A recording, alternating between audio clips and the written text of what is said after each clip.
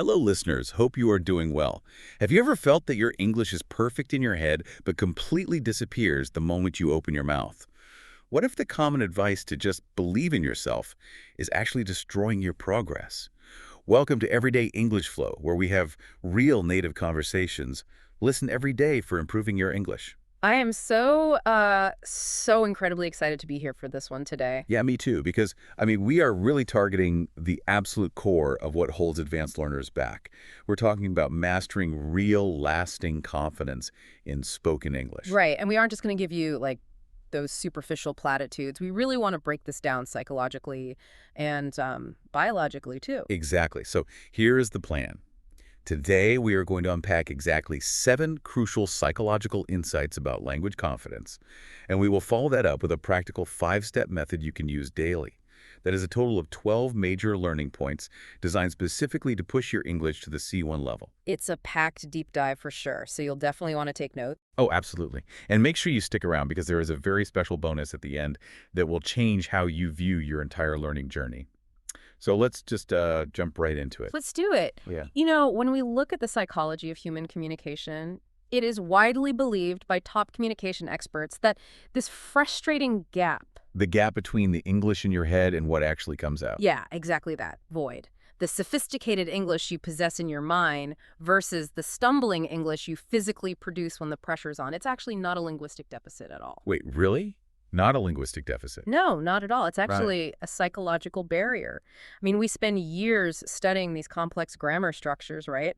Memorizing all this nuanced vocabulary. Perfecting our pronunciation in the, absolute safety of our living rooms. Right. But we spend almost zero time actually training our nervous system to handle the chaotic, unpredictable reality of human interaction. Okay, let's unpack this right away. Because I think most of us, especially when we're, grinding to reach a C1 level, we hold on to this quiet fantasy. Oh, the flashcard fantasy, I Yes, guess. we think that one day, if we just study enough flashcards, we'll wake up, the vocabulary will just flow flawlessly, our heart rate won't spike, and we'll finally be, quote-unquote, confident. Yeah, and the reality of how confidence actually works, it completely shatters that illusion. It really does. Yeah. So that brings us to the first major insight, which is redefining what confidence actually is. Because it's not about being the loudest person in the room, is it? Not even slightly. And it's definitely not the absence of fear, which is what everybody thinks. True confidence is simply trust. Trust. Just that one word. Right. Specifically, it's the profound trust that you can handle an uncomfortable moment and survive it. Wow, okay. Trusting you can handle the discomfort. What's fascinating here is how entirely backward our societal expectation of confidence is. To understand why this redefinition is so revolutionary, we really have to look at the why behind our neurology. Okay, lay it on us. Well, the human brain is essentially a prediction machine. It desperately wants certainty, so most language learners wait for the feeling of confidence to magically arrive before they take any action at all. Oh, I see this all the time. Picture a professional in a high-stakes business meeting, right? Exactly, yeah. They have a brilliant strategic idea. They know exactly how to articulate it in their native language. But they just sit there in silence. They're internally saying, I'll speak up when my English grammar is absolutely perfect. Right, I'll raise my hand when I finally feel brave. They're waiting for a green light from their emotions. Yes. But biologically speaking, life operates in the exact opposite direction. You simply cannot wait for the emotion of confidence to generate the action. Because the brain just doesn't work that way. Exactly. You must take the action first while you are still terrified. You act, you feel incredibly awkward, your brain realizes that you didn't, literally die from the awkwardness. And then the confidence shows up. Right. Then and only then does the confidence actually begin to synthesize. It's the neurochemical reward you get for surviving the discomfort. It's never the requirement for starting. That makes total sense. But I have to say, it goes against every single instinct we have. I always like to think about this in terms of physical skills. Like sports or something. Yeah, like swimming. You can't learn to swim by standing on the edge of the pool reading a textbook about fluid dynamics. Oh, that's a great analogy. Right. You can memorize the physics of buoyancy. You can study the exact optimal angle for your arms. But until you jump in and get wet, until you panic a little bit when water goes up your nose, you aren't swimming. You just have a theoretical knowledge of water. Exactly. You have to get wet. But I have to push back here for a second, or at least play devil's advocate for our listeners. Sure, go ahead. Doesn't acting before you are genuinely ready feel a bit like you're just faking it. Like, we hear fake it till you make it all the time. And honestly, that advice always feels a bit hollow to me. That is a vital distinction to make, and it honestly trips up so many highly intelligent learners.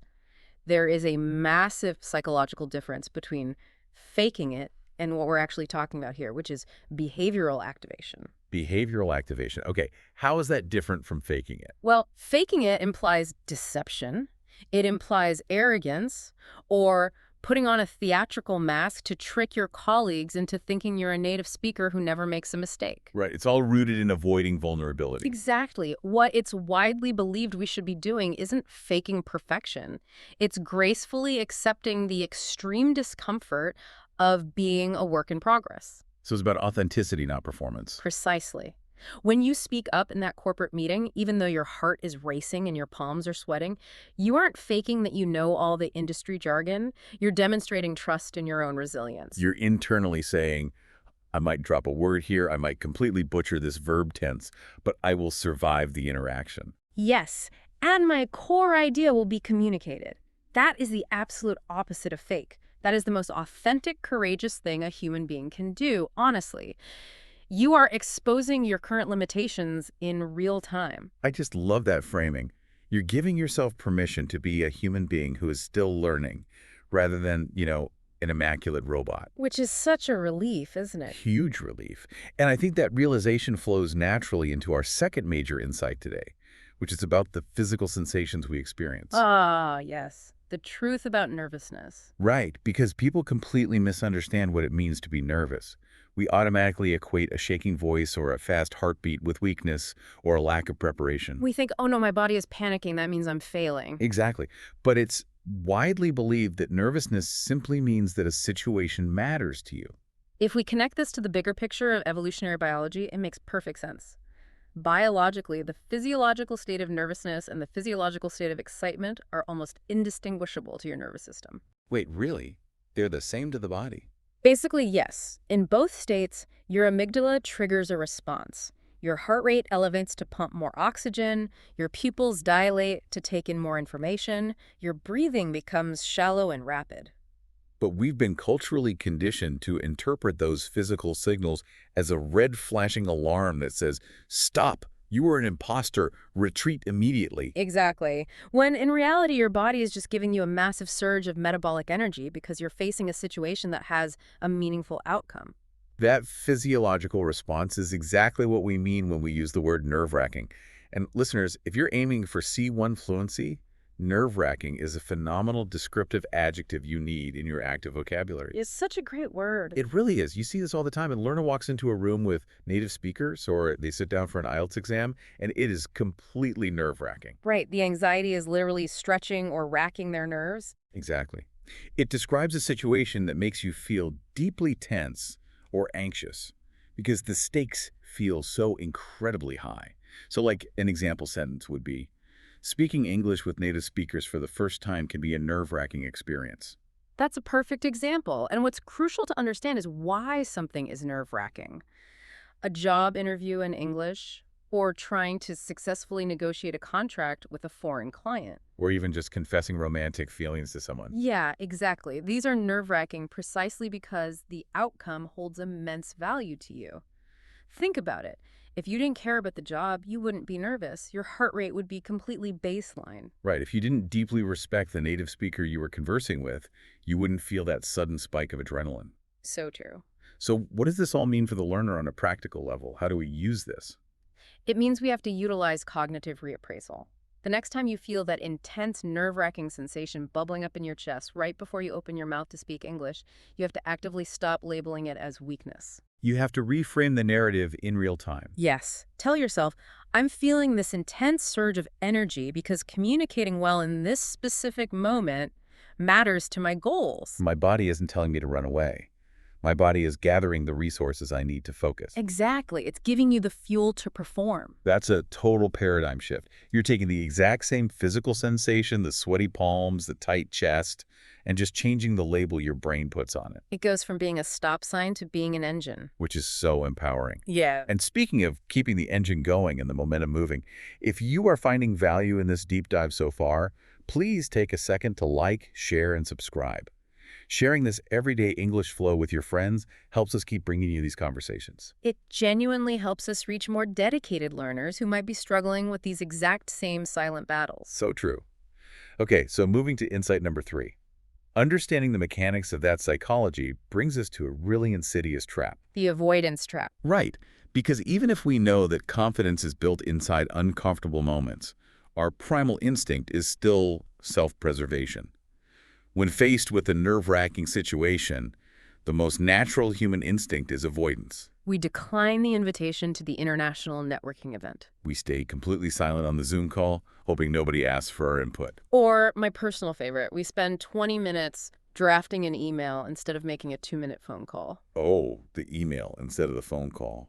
I think every single person listening has done that at least once. Oh, definitely. And the crazy thing is, in the exact moment you hit send on that email, the avoidance feels so incredibly good. It feels like a massive wave of relief. You tell yourself, phew, crisis averted. I didn't have to speak. I am safe. It does feel like safety, yes. But we have to look at the operant conditioning happening in the background there. It's a very toxic, highly addictive kind of temporary safety. Because what is happening neurologically underneath that sigh of relief? Yeah. Well, every single time you avoid a situation that makes you nervous, you are teaching your brain a very dangerous, very deep lesson.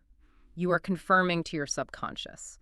That English phone call must have been a genuine lethal threat to my survival, and running away was the correct biological response. Wow, so the relief actually acts as a reward for the avoidance. Exactly. It's negative reinforcement. By running away, you validate the fear. The brain says, we avoided the phone call, and we didn't die. Therefore, avoiding phone calls keeps us alive. That is so wild to think about. If you keep avoiding English conversations, your brain will permanently categorize speaking English alongside, like touching a hot stove or being chased by a predator. So you quietly, slowly dismantle your own self-confidence over time because you're constantly proving to yourself that you need to be protected from this language. Precisely. You become your own biggest obstacle. That is heavy. So every time I back away from an opportunity to practice, I'm not just passively missing out on a chance to learn some new vocabulary. I am actively, aggressively training my nervous system to be terrified of the language. Which ties directly into the concept of self-trust, doesn't it? It really does. Right. If we are constantly avoiding things, we are constantly breaking promises to ourselves. And there's a fantastic phrasal verb here for our C1 learners that captures the opposite of avoidance, and that is to follow through. Yes, follow through. It's an essential concept in behavioral psychology, even if it's just a common English idiom. Could you break that down for us? Sure. To follow through means to complete an action that you committed to, despite the friction or discomfort that arises during the process. It's the bridge between having a good intention and actually executing the final steps. So an example sentence would be, if you promise yourself you will practice English today, you need to follow through so your brain learns to trust you. Perfect example. You see the struggle with self-trust everywhere. If you promise yourself you'll practice speaking English for 10 minutes today, you have to follow through so your brain learns that your words actually mean something. I think about how broken promises to oneself slowly erode our motivation.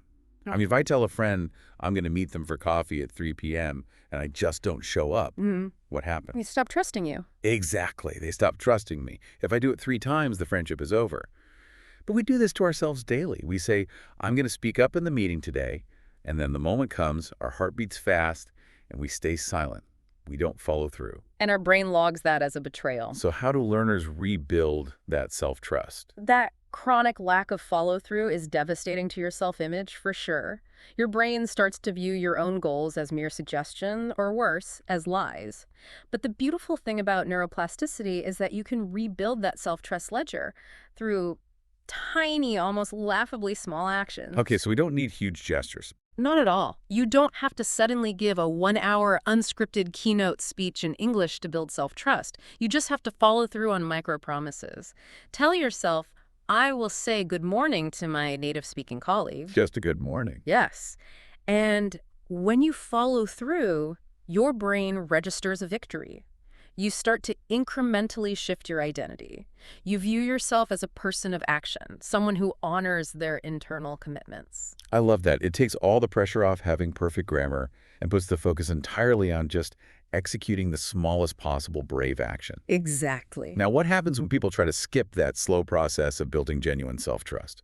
This brings us to insight number 4, a fascinating societal myth: the illusion of loud confidence versus quiet composure. Oh, this is a big one. We live in a corporate and social culture that often falsely equates volume with authority.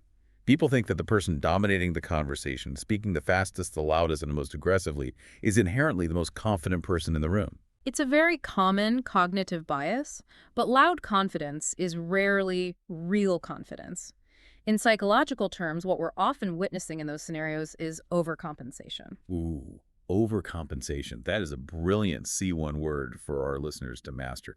How would you define that in this context? To overcompensate means trying too hard to appear strong or perfect because you secretly feel insecure underneath. It's a defense mechanism. So, sometimes people overcompensate for their lack of vocabulary by speaking incredibly fast and loud. That's a great example. You're trying to blind the audience with sheer force so they don't look closely enough to see your perceived weaknesses. I love how you define that. It's so applicable in professional context. You'll be in a meeting and someone clearly doesn't have a strong grasp of the material, or maybe a learner is deeply insecure about their vocabulary, so they overcompensate by speaking incredibly fast, dominating the floor and getting defensive. Right, they hope the sheer volume and speed will hide the fact that they are terrified of being judged. And when you start to view human behavior through that lens, recognizing aggressive dominance as overcompensation, it completely neutralizes the intimidation factor. It really does. You stop seeing a terrifying, hyper-confident native speaker, and you start seeing someone who is just managing their own deep insecurities in a very loud way. There's a metaphor from the ideas we're discussing today that I absolutely love, and it captures this dynamic perfectly. It says, sometimes loudness is just fear wearing expensive clothes. Fear wearing expensive clothes, that is so evocative. I really want everyone listening to let that sink in. Just because a colleague is wearing a sharp tailored suit, projecting their voice across the room and taking up massive physical space, does not mean they possess genuine, grounded confidence. True confidence is often incredibly quiet. Yes. It's calm, steady, and totally unbothered. It doesn't require a dramatic performance. Which raises an important question, right? What's fascinating here is what exactly is happening inside the mind of someone with that quiet composure. Right. What are they feeling? When we study truly confident communicators, the rare individuals who can command an entire room with a whisper, we realize something shocking. They are not fearless. They still get scared. Absolutely. They have the exact same functional amygdala as the rest of us. They experience the exact same nerve-wracking spikes of adrenaline. The profound difference lies in their relationship to that fear. They have simply stopped treating fear like an emergency. Oh, wow. Stop treating fear like an emergency. That's the secret sauce right there. Exactly. When they feel nervous, they don't overcompensate. They don't suddenly speed up their speech rate. They don't shout. They simply acknowledge the physiological feeling, my heart is beating faster, I must care about this, and they proceed with quiet composure. Because they know that fear is just a passenger in the car. Yeah. It might be annoying, it might be loud, but it does not get to grab the steering wheel and drive the vehicle. That is exactly right. That is incredibly empowering. Yeah, it means you don't have to eradicate your anxiety to be a powerful speaker in English. You just have to change how you react to it. But what about the people who try to eradicate the anxiety by being flawless? The perfectionist. Which flows right into insight number 5. Perfectionism, the body, and self-sabotage. I think perfectionism is the ultimate, most seductive trap for the high-achieving language learner. It really is. We want to sound like highly educated, native-born academics. Right. We want complex idioms, perfect subjunctive clauses, flawless pronunciation, and anything less than that feels like a catastrophic failure. It's a very common pathology among advanced learners, but modern psychological analysis frames perfectionism in a very sobering way. It's often described as an incredibly elegant form of fear. An elegant form of fear. That's a stunning way to put it. It is, because it's so deceptive. Perfectionists convince themselves and everyone around them that they just have incredibly high standards. They wear their perfectionism like a badge of honor, claiming they're just deeply committed to excellence. But psychologically, what's really happening? Psychologically, perfectionism functions entirely as a protective shield for a fragile ego. If you tell yourself that your English must be completely 100% flawless before you ever open your mouth in a high-stakes environment, You have successfully created a scenario where you may never have to actually speak. You are protected from potential criticism, sure, but you are also completely paralyzed. Which leads us directly to the concept of self-sabotage. Yes, listeners, self-sabotage is a crucial term. To self-sabotage means damaging your own growth, your own success, or your own long-term goals through fear or ingrained negative habits. You become the primary obstacle in your own path. Exactly. A great example sentence would be, waiting for flawless grammar before speaking is a classic form of self-sabotage. Because you desperately want to become fluent. But by demanding absolute perfection, you systematically prevent yourself from getting the messy, real-world practice that is biologically required to actually reach fluency. You are dismantling your own dream. And what's truly fascinating is that this psychological self-sabotage doesn't just live in the mind, it instantly and visibly manifests in your physical body. I always find this part so intriguing.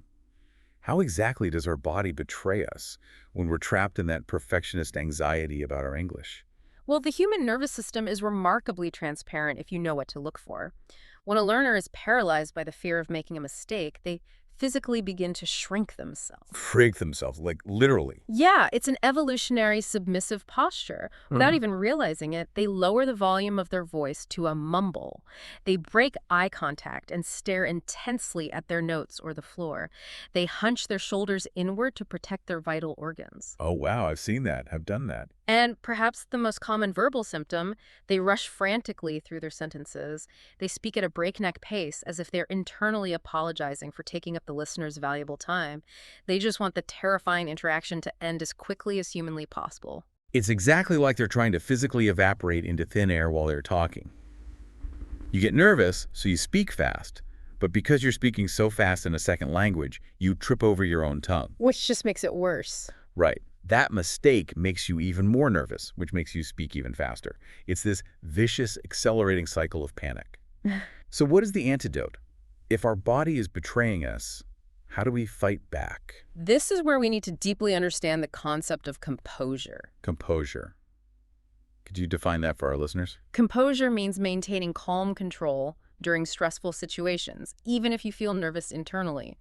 It is the physical and emotional antithesis of panic. So, for example, even when she forgot a word, she maintained her composure, took a slow breath, and continued. Spot on. When you possess composure, your body remains relaxed, your breathing remains deep and diaphragmatic, and your speaking pace remains measured and intentional, even if your brain is screaming that you just forgot a word. I want to give a really clear visualization of this for the listeners. Imagine a colleague giving a massive presentation in English. Right in the middle of a crucial slide, she completely forgets a key industry term. Panic could easily set in, but instead she maintains her composure. She doesn't gasp. She doesn't start apologizing profusely. She doesn't shrink her shoulders. She simply stops, takes a slow, deliberate breath, smiles slightly, and calmly describes the word she's looking for, or pivots to a different sentence. That is pure composure. It proves to the entire room that you don't need perfect English to have perfect authority. I love that. And here is the neurological secret about composure. It works in reverse. We assume we need to feel calm to act composed, but the vagus nerve, which connects the brain to the body, runs in both directions. Meaning we can hack it? Exactly. By intentionally forcing your physical body into a state of composure, dropping your shoulders, lifting your chin, taking a deep breath, you send somatic signals back up to your brain telling your amygdala that there is no predator in the room. You can actively reverse engineer the feeling of confidence through physical posture. Okay, that is a literal superpower. But let's say you do that. You maintain your composure, you survive the meeting, you successfully communicate your point, and you log off the Zoom call. You'd think the battle is won. But it's often just beginning. Right. There's a monster waiting for us when we get home. Let's dive into insight number 6, the post-conversation trap, which involves rumination and comparison. You finish speaking, the adrenaline fades, and suddenly, the psychological torture begins. Yes, this is perhaps the most painful and exhausting part of the language learning journey, particularly for highly intelligent, highly self-aware individuals. After a speaking event, rather than celebrating the massive accomplishment of successfully navigating complex ideas in a non-native language, they fall into a brutal, isolating trap of overthinking. Which brings us to the word rumination. Listeners, write this one down. It's a clinical term that has become essential in advanced everyday English. Rumination is the act of repeatedly, obsessively replaying negative thoughts or embarrassing moments in your mind. It's like a record player, where the needle is permanently stuck on the worst possible track.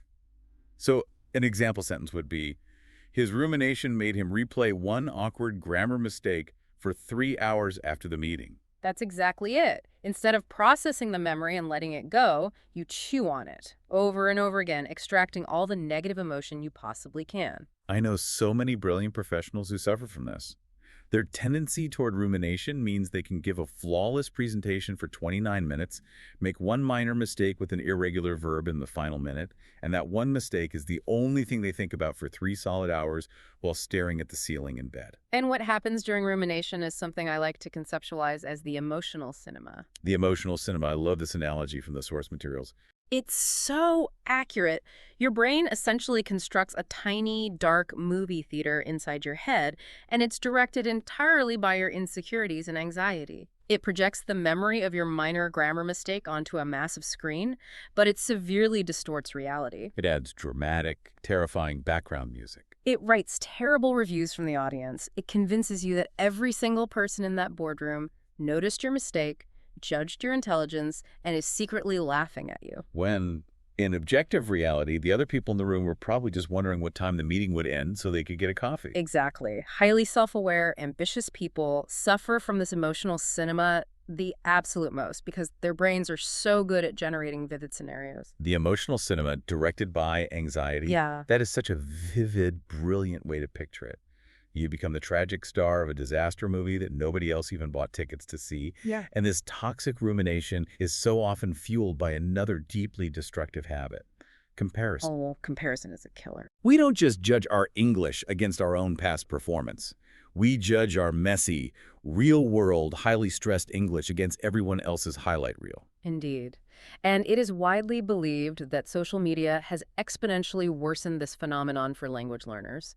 You open an app, you scroll through your feed, and you're instantly bombarded by influencers, native speakers, or incredibly polished language tutors speaking flawlessly. Right. They use incredibly complex idioms with perfect intonation, perfectly lit, with engaging subtitles. But what your brain catastrophically fails to realize is the invisible context.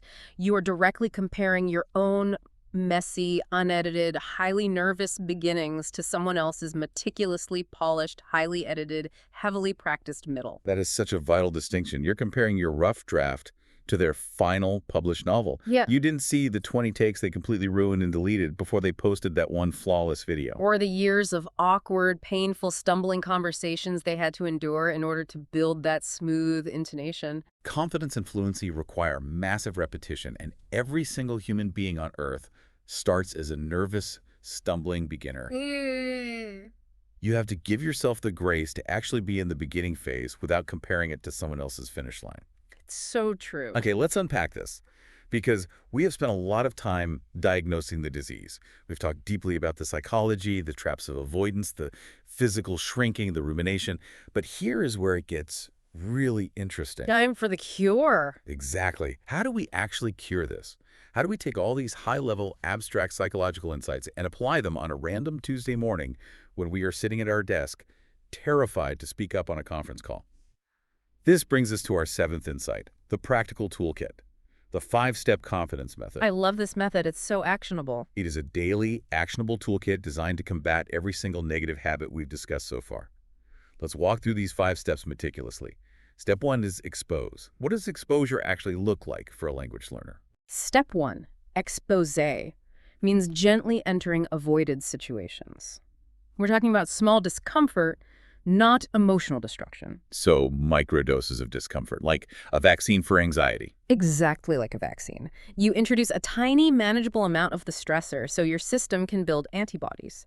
For example, if your current baseline is that you stay completely silent in your weekly English class, your exposure step is not to suddenly become the most talkative person. That would just cause panic. Right. Your exposure step is to prepare and ask just one single brief question during the hour.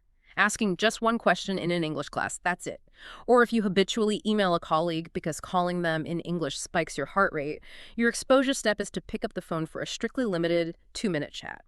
You purposefully expose yourself to the trigger, survive it, and build the baseline of trust. I love that. You're slowly inoculating yourself against the fear.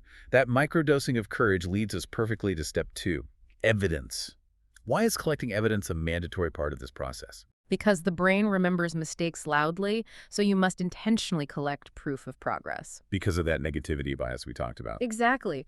If you have a conversation and you do 99 things flawlessly, but you mispronounce one single vowel, your brain will completely delete the 99 successes and obsess entirely over the one error. Therefore, you must consciously, intentionally, and physically collect undeniable proof of your own progress. So what does that look like in practice? Writing down small wins, for example, writing, "Today I spoke up even though my heart was racing." Just keeping a literal log of bravery. Yes, when the rumination starts, you don't argue with it emotionally. You look at your evidence log and defeat the anxiety with hard, undeniable data. That is such a powerful cognitive tool. Moving on to step 3, which is edit. And this step focuses intensely on the actual literal language we use. We must remove what experts call shrinking phrases. Yes, these are the defensive little preambles we say to make ourselves seem smaller, hoping that if we lower expectations, people won't judge us as harshly. Right. Instead of saying, sorry, this might sound stupid, you have to edit that out and just say, here is my idea. Because linguistic determinism tells us that the words we use construct the framework of our confidence. If you constantly begin your sentences by apologizing for your English, you are actively sabotaging your own authority. Editing your language edits your emotional energy. Mm. You don't have to possess perfect grammar. You just have to fundamentally stop apologizing for your right to exist and contribute to the conversation. Which pairs perfectly with step 4, embody. Yes, embody. This reminds us that the physical body influences the mental state. If you want to feel the emotion of confidence, you must force your physical body to embody the posture of confidence first and let the brain catch up. So practically speaking, posture, eye contact, and taking calm pauses signal to the brain that you are safe. Exactly. Before you speak, drop your shoulders, lift your chin, make direct eye contact. Take one incredibly deep, slow breath down into your diaphragm. And utilize the power of the pause. Yes, confident speakers actively utilize the power of the pause. Taking calm, deliberate pauses gives your brain a vital fraction of a second to retrieve the correct English vocabulary without entering a state of panic. Silence is not your enemy. Silence is your thinking time. Own the silence. And finally, we arrive at the culmination of the method, step 5, exit. This is how we deal with the inevitable aftermath of a conversation. We have to learn how to actively exit the mental loop of rumination before it destroys our progress. Because you will inevitably make mistakes. It is a mathematical certainty. The difference isn't the absence of mistakes, it's the reaction to them. Right. When you make a mistake, change the question from why am I like this, Yeah. which is a question that attacks your identity and leads to shame, to what can I learn from this? What can I learn from this creates growth. Exactly. Okay, I totally blanked on that word during the presentation. What can I learn? I'll write it on a sticky note for next time. Boom! Yeah. You've walked out of the theater of anxiety and entered the classroom of growth. You stop viewing every linguistic mistake as a devastating reflection of your inherent self-worth, and you start viewing them simply as neutral data points directing your future study habits. What an incredibly profound journey we have been on today. We've gone from dissecting the deep biological depths of fear and the amygdala's response all the way to a highly practical, actionable, 5-step blueprint. And as I promised at the very beginning of this deep dive, as promised, here is your bonus tip for the day. Ah, yes, the bonus tip. It is perhaps the single most powerful psychological lever of all, and it revolves entirely around a single, tiny, 3-letter English word, yet. The staggering power of yet. Confidence is not fixed. Instead of saying, I am not confident, say, I am not confident yet. It's so simple, but so profound. When we struggle with English, we tend to make absolute, catastrophic, permanent statements about our identity. I can't articulate my ideas. That slams the door shut. But when you attach that magical word yet to the end, instead of I can't speak comfortably, say I can't speak comfortably yet. Yeah. This keeps the door for growth wide open. It tells your nervous system that the current struggle is merely a temporary state of being, and that future success is simply a matter of continued, deliberate effort. It is such a beautiful, deeply compassionate way to treat yourself as a lifelong learner. Now, before we wrap up this incredible session, let's do a rapid-fire review of those advanced C1 vocabulary words and phrases we unpacked today. First, we explored nerve-wracking, making you feel deeply tense or anxious. Like a nerve-wracking job interview. Next, we discussed the phrasal verb follow through, meaning completing what you said you would do, not just planning it. Crucial for self-trust. Then we analyzed overcompensate, trying too hard to appear strong or perfect because you secretly feel insecure underneath. We dug deep into self-sabotage, damaging your own growth through fear or negative habits. We highlighted the vital importance of composure, maintaining calm control during stressful situations, even if you feel nervous internally. And finally, we dismantled rumination, repeatedly replaying negative thoughts or embarrassing moments in your mind. Mastering these specific words gives you the precise linguistic tools required to articulate your own internal psychological processes. When you can name the fear, you can tame the fear. Now, we want to turn this over to you, our incredible listeners. We have an interactive challenge for you. Today, we discussed a powerful descriptive phrase, fear wearing expensive clothes. We want you to treat this like a new English idiom. Go to the comment section and write down what you think this phrase means in your own words. I can't wait to read those definitions. Also, answer the deep dive question. What is one small thing that helps you feel more confident? Is it taking a deep breath? Writing 3 bullet points beforehand? Let us know. The comment section is always such a tremendous wealth of shared knowledge. It truly is. Now, pay close attention. If you want to keep improving your C1 level English with us, please like, share, and subscribe. To show us that you watched until the very end and are dedicated to your learning, I want you to write, "I stay committed," in the comment box right now. That's I stay committed. Remember the core truth of our discussion today. You don't have to be fearless. You don't have to be grammatically perfect. You just have to trust that you can handle the imperfect moments. Take care of your English and take care of yourself.